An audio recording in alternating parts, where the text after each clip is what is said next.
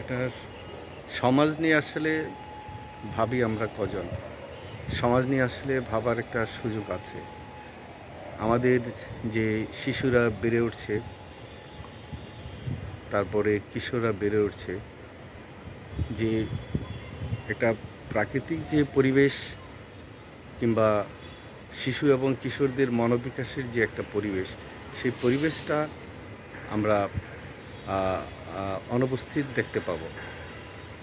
কারণ হচ্ছে যে শিশুদের যে বাড়ন্তকাল যেরকম একটি পরিবেশ লাগে, সেই পরিবেশটা সামাজিক, অর্থনৈতিক, রাজনৈতিক, ধর্মীয় বিভিন্ন ক্ষেত্রেই এটার সাথে সম্পর্ক আছে। তা আমাদের দেখা যায় শিশু শ্রম নিষিদ্ধ, কিন্তু শিশু শ্রম কিন্তু প্রচুর আছে। যারা কিশোর, যাদের স্কুলে যাওয়ার কথা, তারা যেতে পারে না। সে যেতে পারে না, অনেকগুলো কারণ আছে। এই অনেকগুলো কারণের মধ্যে মূলত অর্থনৈতিক কারণটি প্রচুর। আর যারা শিশু শ্রম দিচ্ছে, সেগুলো অর্থনৈতিক কারণ। সেই যে অর্থনৈতিক কারণগুলো আমরা খুঁজে বের করার চেষ্টা মানে করি না। যারা সমাজবিদ আছেন, অর্থনীতিবিদ আছেন, যারা রাষ্ট্র পরিচালনা করেন, সংশ্লিষ্ট যে দপ্তরগুলো আছে, অধিদপ্তর আছে, মন্ত্রণালয় আছে, তারা এখানে নিবিড়ভাবে কাজ করেন না। কাজ হচ্ছে না তা না, কাজ হয়, কিন্তু সবই কাগজে কলমে। কিন্তু আন্তরিকতার সাংঘাতিক অভাব আছে। কারণ আমাদের এখানে যে শিশু শ্রম কিংবা কিশোর যাদের স্কুলে যাওয়ার কথা, কলেজে যাওয়ার কথা, তারা সেভাবে যেতে পারেন না। এই যে আর্থিক একটা অসঙ্গতি, এই আর্থিক অসঙ্গতি আমাদের একটা দরিদ্র দেশ, প্রায় 18 কোটি মানুষ। আমাদের অ্যাভারেজ মাথাপিছু আয় যতই থাক না কেন, কিন্তু ব্যক্তির মাথাপিছু আয়টা আমরা কিন্তু কখনই গুনি না। আমরা যদি শুক্রবারে মসজিদে যাই, দেখব যে হাজার হাজার ছেলে মেয়ে কিংবা বৃদ্ধ বৃদ্ধা, তারা অপেক্ষা করে যে ভিক্ষার জন্যে। তারপরে রাস্তায় হাঁটতে হাঁটতে আপনি দেখবেন যে প্রচুর ভিক্ষুক আপনি দেখবেন। যে এগুলোর একটা পুনর্বাসনের একটা ব্যবস্থা অবশ্যই করতে হবে। আমরা ক্রমান্বয়ে উন্নয়নের দিকে যাচ্ছি, উন্নত হচ্ছে, এটা সত্য। কিন্তু মানবিক বিকাশ, মনোবৃত্তিগত বিকাশ এবং ছেলে মেয়েদের, এই শিশু এবং কিশোরদেরকে যদি আমরা সত্যিকার অর্থে মানুষ হিসেবে গড়ে তুলতে না পারি, অর্থাৎ চরিত্রবান মানুষ হিসাবে তৈরি করতে না পারি, তাদের মধ্যে মূল্যবোধটাকে যদি জাগ্রত করতে না পারি, তাহলে একসময় দেখা যাবে যে আগামীর যে বাংলাদেশ, সেই বাংলাদেশে নৈতিকতার সাংঘাতিক একটি অভাব হবে। এবং সেই জন্য যারা সমাজবিদ আছেন, সুশীল সমাজ আছেন, যারা লেখালেখি করেন, যারা শিক্ষক, যারা ডাক্তার, ইঞ্জিনিয়ার, তাদের অনেক দায়িত্ব আছে। সেই দায়িত্বগুলোকে আমরা যদি পালন না করি, তাহলে আসলে আগামীর বাংলাদেশ যতই আমরা মানে রাস্তাঘাট কিংবা ভৌত অবকাঠামো উন্নয়ন করি না কেন, সেগুলো কিন্তু একটা সুফল দিবে না। কারণ আমরা বারবারই একটা কথা বলি যে ইউরোপ, আমেরিকা কিংবা সিঙ্গাপুর, শ্রীলঙ্কা, শ্রীলঙ্কা নয়, এই যে সিঙ্গাপুর কিংবা দক্ষিণ কোরিয়া, জাপান, এদের আমরা উদাহরণ টানি।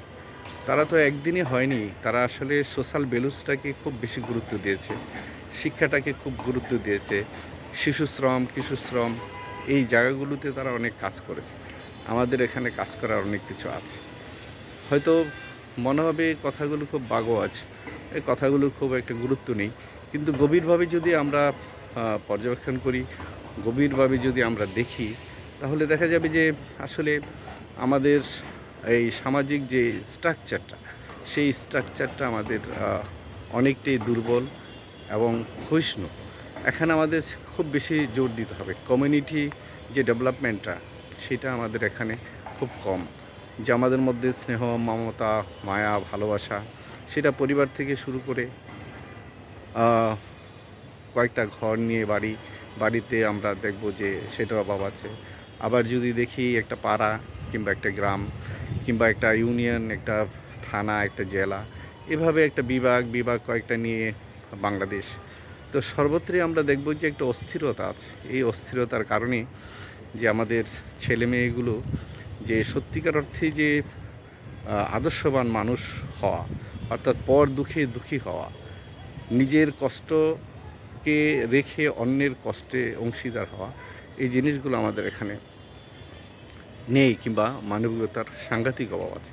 এবং সেটার জন্য আমাদের কোনো না কোনো জায়গায় ঘাটতি আছে। সেই ঘাটতিগুলো আমরা যদি চিন্তা করি, তাহলে গভীরে যদি যাই, তাহলে সেখানে দেখা যাবে যে আমাদের রাষ্ট্র ব্যবস্থার মধ্যে একটা গুণগত পরিবর্তন আনতে হবে। যে মানুষকে ভালোবাসতে হবে। জনগণই যদি সকল ক্ষমতার উৎস হয়, জনগণই যদি রাজনৈতিক দলগুলোর প্রভু হয়, তাহলে অবশ্যই কিন্তু জনগণকে সেইভাবে মূল্যায়ন করতে হবে। জনগণ যদি মূল্যায়ন না করা হয়, জনগণকে যদি উপেক্ষা করা হয়, তাহলে প্রতিটি প্রতিষ্ঠানই আস্তে আস্তে আস্তে আস্তে নষ্ট হয়ে যাবে।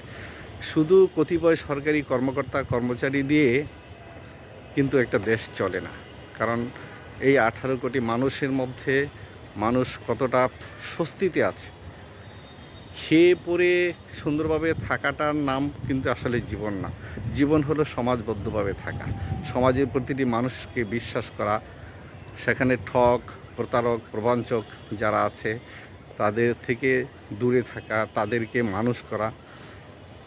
ঠক প্রতারক প্রবঞ্চক পৃথিবীর সব দেশেই আছে, কিন্তু সব দেশে থাকলেও আমাদের মধ্যে কেন থাকবে? কারণ আমরা বাঙালি, আমাদের একটা বাঙালির সংস্কৃতি আছে, ঐতিহ্য আছে, ইতিহাস আছে। সেই ঐতিহ্য ইতিহাস ধরেই যদি আমরা কাজগুলো করি, তাহলে দেখা যাবে যে আমাদের পুরনো যে মূল্যবোধ আছে, সেই মূল্যবোধটা আমরা ফিরিয়ে আনতে পারব। সেই মূল্যবোধটা যদি ফিরিয়ে আনতে পারি, তাহলে একবেলা কম খেয়েও আমরা কিন্তু সুখে শান্তিতে থাকতে পারবো, স্বস্তিতে থাকতে পারবো। এবং যারা চুরি ডাকাতি লুণ্ঠনের সাথে জড়িত, সেখানে তাদের আইনের আওতায় আনতে হবে। এবং আইন সত্যিকার অর্থে আইনের মতো চলতে হবে। আইন বিভাগ কিংবা বিচার বিভাগ কিংবা প্রশাসন, এই সব কিছুই একটা ন্যায্যতার ভিত্তিতে থাকতে হবে। আমাদের সংবিধানে ন্যায্যতার কথা বলা হয়েছে, সম অধিকারের কথা বলা হয়েছে, কিন্তু সেই সম অধিকারগুলো আমরা কিভাবে বাস্তবায়ন করব, সেটা নিয়ে আমাদের অবশ্যই ভাবতে হবে। এই ভাবনাগুলো আসলে একক নয়, সামষ্টিক, এবং সরকারে যারা থাকেন তাদেরকেই বেশি করে ভাবতে হবে। এবং সরকারকে আমরা যারা জনগণ আছি, সমর্থন দিচ্ছি, সহযোগিতা করছি, তারাও মানে সরকারকে বিভিন্ন বুদ্ধি পরামর্শ দিতে পারি, এবং সরকারকেও সেই বুদ্ধি পরামর্শগুলো নিতে হবে। অর্থাৎ সরকার তো সরকার তো আমাদের সমষ্টি, সরকার প্রশাসন সমষ্টি, সরকার সরকারি কর্মকর্তা কর্মচারী, আইন শৃঙ্খলা রক্ষা বাহিনী, দেশ রক্ষা বাহিনী, সবাইকে নিয়েই কিন্তু একটা দেশ। তাই আমি মনে করি যে দেশের প্রতিটি মানুষ সুখের স্বাচ্ছন্দ্যে তখনই থাকবে যখন মানুষের মনে শান্তি থাকবে, স্বস্তি থাকবে, এবং নিরেট রাজনৈতিক দলগুলো থাকবে, কিন্তু তাদের মধ্যে একটা সম্প্রীতি, আস্থা, প্রীতি, ভালোবাসা থাকবে। কারণ আমরা তো এই দেশের বাসিন্দা, আমরা সবাই একসাথে জাতীয় সঙ্গীত গাই, আমরা একসাথে জাতীয় পতাকাকে সেলুট দেই, আমরা একসাথে এই দেশকে ভালোবাসি, মাটিকে ভালোবাসি। তাই আমার মনে হয় যে আমাদের মানবিক দিকটাকে অনেক বেশি গুরুত্ব দিতে হবে। শুভ সন্ধ্যা, সবাই ভালো থাকুন, সবার মঙ্গল কামনা করছি।